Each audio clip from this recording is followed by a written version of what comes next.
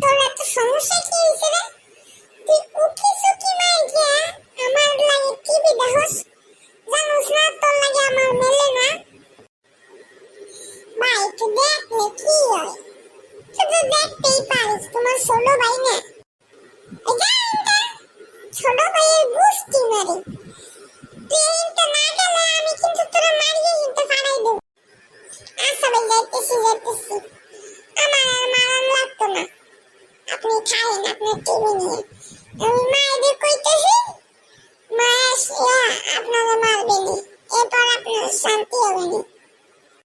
না ভাই না ভাই, এটা কইস না কইস না কইস না, হেলে আমার জীবন থাকবে না রে ভাই।